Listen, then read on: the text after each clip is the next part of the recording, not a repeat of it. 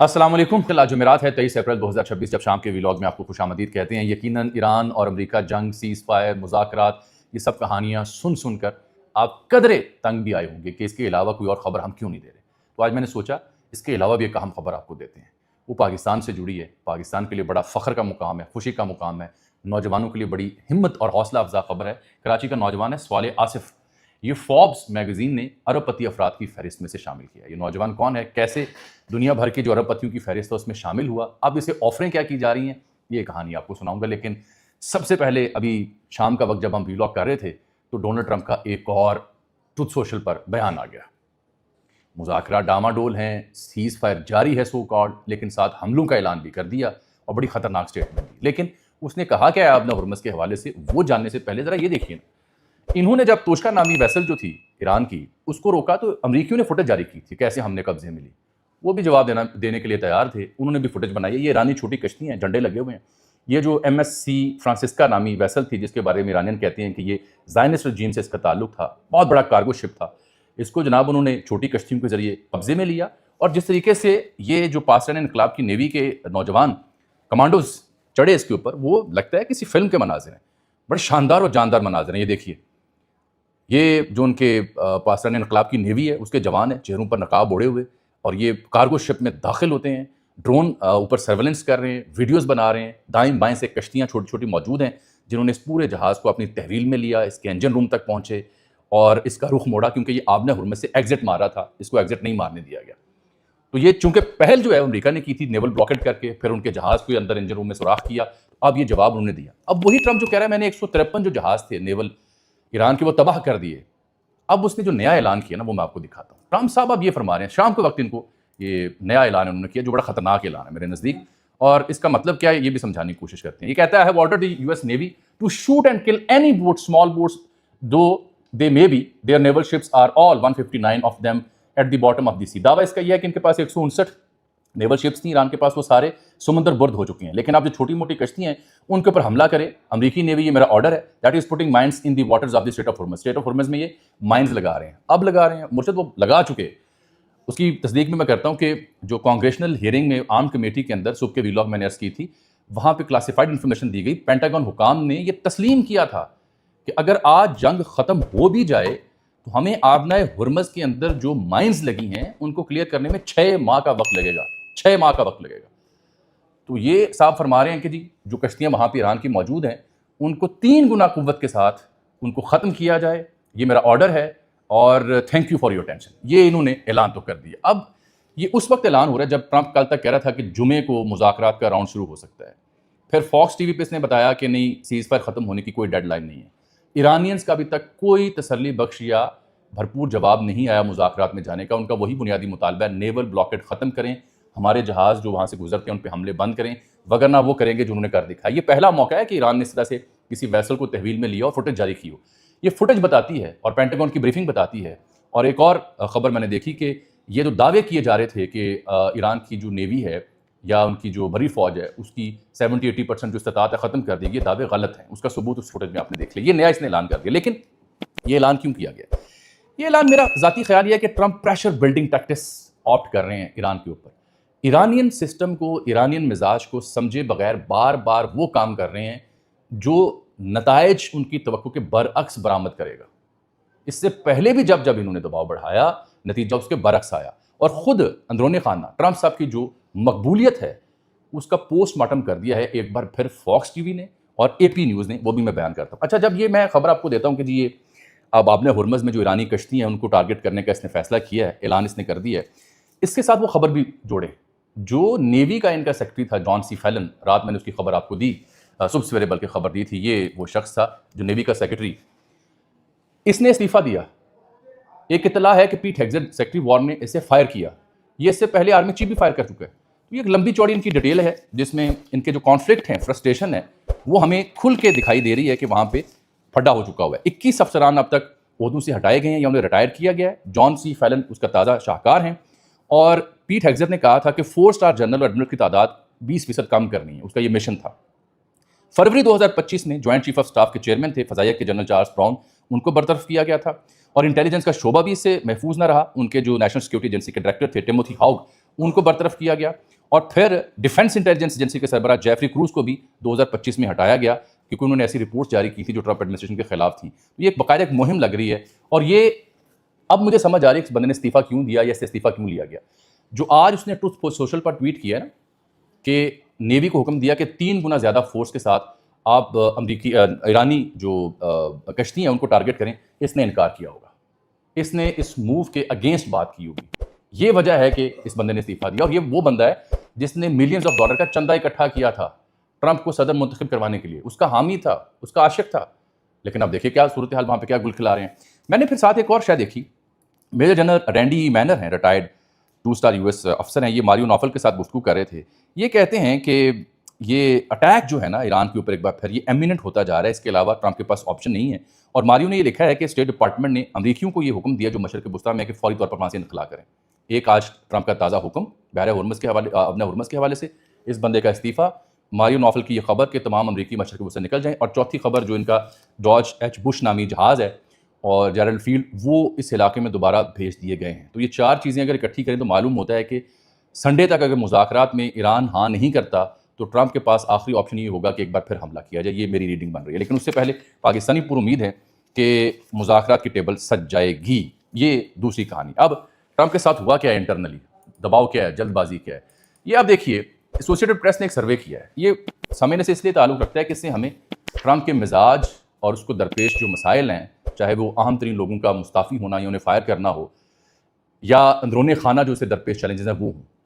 اب اس میں آپ دیکھیے president Trump's job approval by party, مختلف پارٹیز کی جانب سے اس کا جو کام ہے اس کے اوپر کیا رد عمل ہے لوگوں کا. اوور آل صرف 33% لوگوں نے ٹرمپ کی جو پرفارمنس ہے اس کے اوپر اظہار اطمینان کیا ہے. صرف 33% لوگوں نے اس سروے میں. 67% نے ڈس اپروو کیا ہے, ان کا نہیں بالکل یہ ٹھیک سمت میں کام نہیں کر رہا. اب اس میں آ جاتے ہیں ریپبلکنس جو اس کے حامی ووٹر ہیں جنہوں نے منتخب کروایا. ریپبلکنز میں 68% نے اپروو کیا. ریپبلکنز کے اندر بھی 31% اس کے خلاف ہو چکے ہیں, اس کی ان کی رائے اس کے برعکس ہے. یہ سب سے اہم نقطہ ہے کہ ہونا تو یہ چاہیے تھا کہ ریپبلکنز کی تعداد یہاں 80-90% ہوتی, لیکن 31% اس کے مخالف ہو چکے ہوئے ہیں. جو آزاد انڈیپینڈنٹس ہیں وہ نمبر آپ دیکھیں تو آپ کو پتہ چلے گا کہ جو سب سے اہم کردار ادا کرتے ہیں کہ 76% ٹرمپ کی جاب سے مطمئن نہیں ہیں. ڈیموکریٹس تو آبویسلی 97% سے مطمئن نہیں ہیں, صرف 3% اس کے حق میں ووٹ دیا. تو یہ اشاریے موصوف کے سر درد بنے ہوئے ہیں بہت شدت سے. اور فاکس نیوز نے بھی دوبارہ ایک دفعہ سروے جاری کیا ہے ٹرمپس جاب ایز پریزیڈنٹ, یہ انہوں نے AP کا ہی حوالہ دیا. یہ میں دکھا اس لیے رہا ہوں کہ جب فاکس ٹی وی ٹرمپ کی غیر مقبولیت کو اپنے چینل پر نشر کرے تو پھر آپ اس کا مطلب سمجھنے کی کوشش کریں. یہ تو ماؤتھ پیس ہے نا جی, ٹرمپ کا پسندیدہ چینل ہے, اور وہاں پہ اگر وہ ایسوسیٹڈ پریس کا سروے جاری کریں کہ صرف 33% لوگ اس کو اپروو کر رہے ہیں, 67% کو ڈس اپروو کر رہے ہیں, تو this to me speaks loads of volume. اب یہ ایران وار کے جو نتائج نکلنے ہیں اس کے اوپر رائٹرز نے ایک خبر چھاپی ہے جو کہ بڑی تشویشناک ہے, کہ وہ کہتے ہیں کہ اگر کل جنگ ختم ہو بھی جائے تو 3 کروڑ افراد اس جنگ کی زد میں آنے کے بعد خطے غربت سے نیچے چلے جائیں گے, غربت کا شکار ہو جائیں گے. بڑی وجہ تیل کی قیمتیں, تیل کی کمی, فرٹیلائزرز کی کمی, کیونکہ سپلائی روٹ یہاں سے آتا ہے, مشرق وسطیٰ کے حالات, سرمایہ کاری کے حالات. اس کے اوپر بڑی کمپریہنسو انہوں نے سٹوری چھاپی کہ یہ ہے اس جنگ کا سب سے بڑا اثر. باقی ٹرمپ کی جو ریشنل مووز ہیں, جذباتی ٹویٹس ہیں, بڑکیں ہیں, نعرے ہیں, دعوے ہیں, وہ اپنی جگہ, مقبولیت میں کمی اپنی جگہ. اصل جو فیکٹر جو دنیا کو متاثر کرے گا وہ 3 کروڑ افراد کا غربت میں دھکیلے جانا ہے اس جنگ کی وجہ سے. اسی لیے کہتے ہیں کہ جنگیں جذبات سے نہیں ہوش سے لڑنا پڑتی ہیں, ان کے کانسیکوینسز بڑے اوکھے ہوتے ہیں, مشکل ہوتے ہیں. اور یہ جو ابھی اس نے اعلان کیا کہ جی آپ نے ہرمز میں 3 گنا زیادہ قوت کے ساتھ تمام چھوٹی بڑی کشتیاں جو ایران کی ان پہ حملہ کر دیں, تو اس کا جواب میں آپ کو دے رہا ہوں کہ کل جو کانگریشنل ہیئرنگ ہوئی تھی وہاں پہ آرمڈ کمیٹی کے اندر پینٹاگون کچھ اور کہہ رہا تھا کہ 6 ماہ لگیں گے, موصوف کہہ رہے ہیں نہیں فوراً کریں. اس کا مطلب ہے جو دفاعی حکام ہیں جو مستعفی بھی ہو رہے ہیں ان کی رائے اس کے برعکس ہے. ان کو نواں چند چڑھا کے دم لینا ہے امریکہ. یہی وجہ ہے کہ خبر بڑی خوفناک آئی.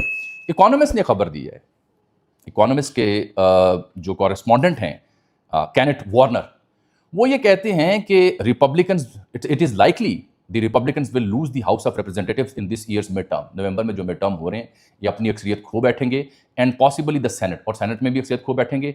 The loss would spell disaster for Donald Trump. ये जो नुकसान है ये बहुत बड़ी तबाही का बायस बनेगा ट्रंप की सियासी करियर के लिए। ये इन्होंने तज्जिया द इकोनॉमिस्ट में छापा हुआ है। अब इन तमाम फैक्टर को जोड़े तो मुझे लगता है इस तज्जिए में बड़ा दम है, ऐसा मुमकिन है और ये दिखाई दे रहा है। अब मैं आपको वाज़ेह कर देता हूँ कि इस वक्त सूरत हाल है क्या उसकी। भारत को भी बाय द वे इसने ताना दिया है, हेल होल का लफ्ज़ इस्तेमाल किया, बयान करता हूँ। और भारतीय बीजेपी गवर्नमेंट चुप साध के बैठी हुई है। कांग्रेस चढ़ दौड़ी है कि हाँ बोलता नहीं हूँ मोदी।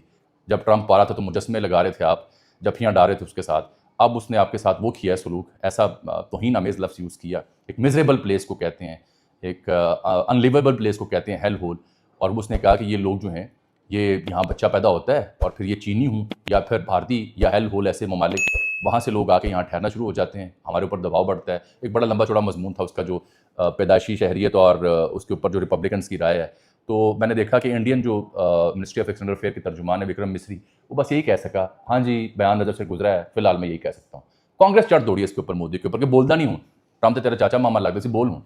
उसने इंडिया के साथ जो तौहीन हमें सलूक किया पूरे इंडिया के साथ। बहरहाल मैं मुज़ाकरात की कहानी आपको बता दूं, फिर नौजवान कराची का सवाल आसिफ उसकी बात करनी, जंग के अलावा भी खबर इंशाल्लाह डिस्कस करेंगे। हुआ ये है कि आज एक बार फिर मोहसिन नकवी से अमरीकी सफ़ीर मिली हैं नटालिया बेकर, और पैरेलल प्राइम मिनिस्टर से चीनी सफ़ीर मिले हैं।